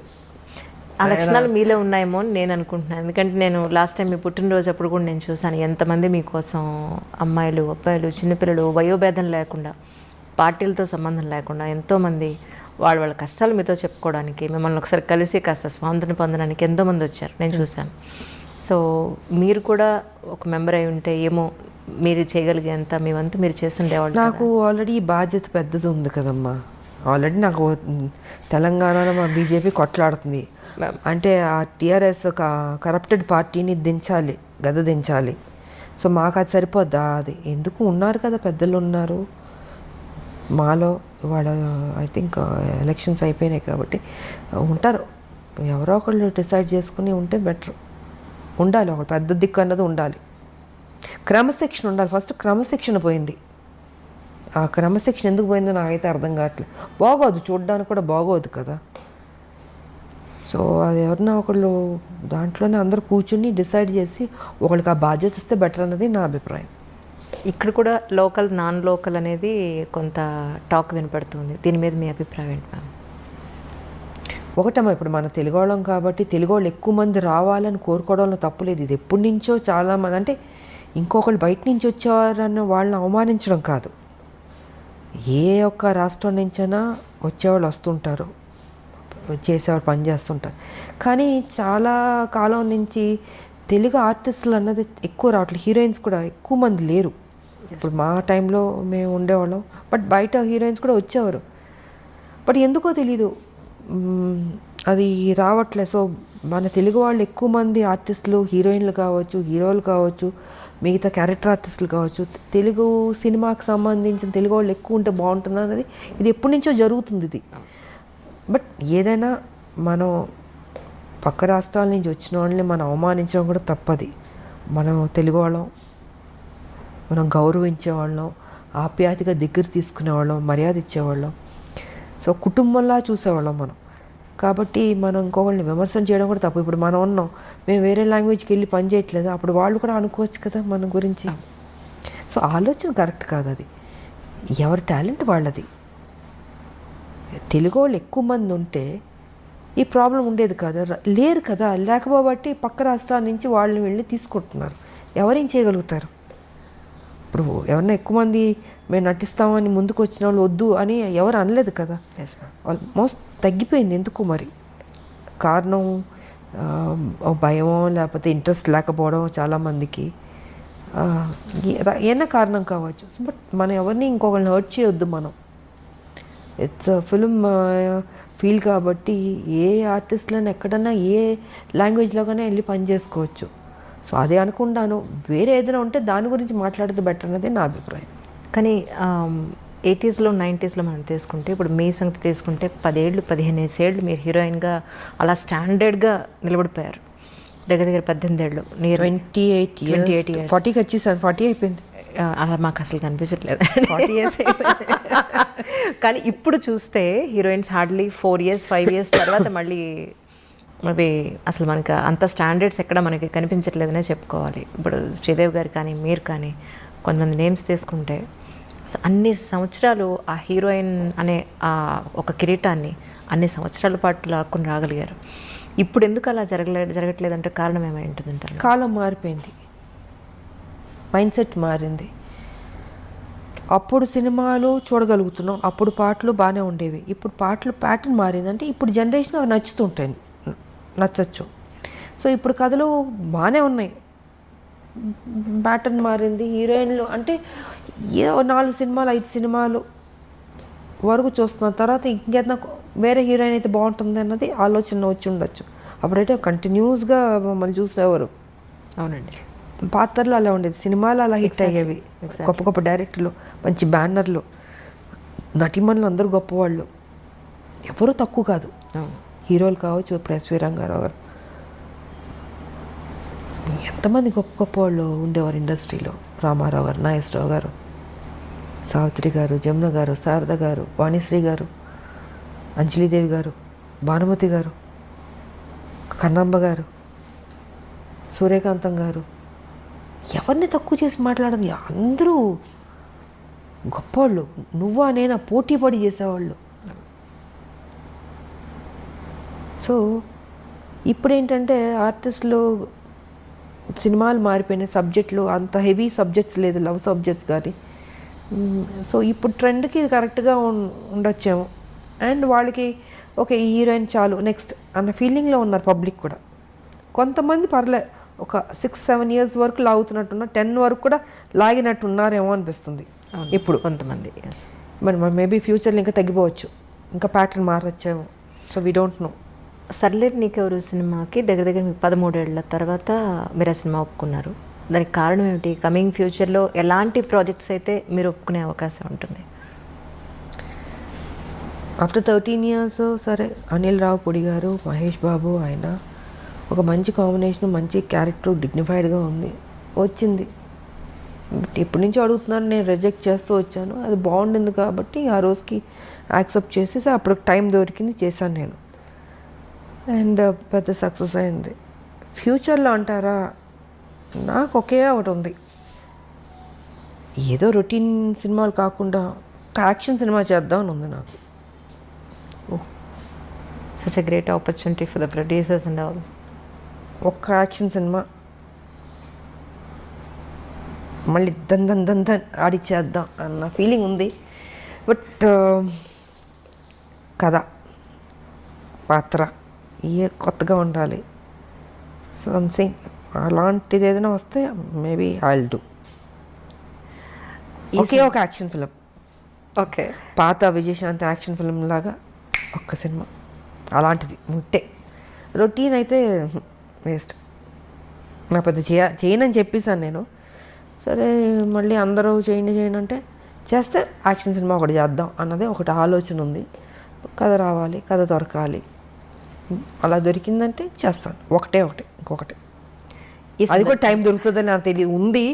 బట్ ఇప్పుడున్న ఈ బిజీ షెడ్యూల్స్, రాజకీయం, ఈ బై ఎలక్షన్స్, మాకు మళ్ళీ ఇంకేం పని అప్పచెప్తారో మా పార్టీ మాకు తెలియదు కదా. సో మరి అలాంటి బిజీ షెడ్యూల్లోనే ఉంటే మరి నేను చెప్పలేను. టైం దొరికితే చేయొచ్చు అంతే.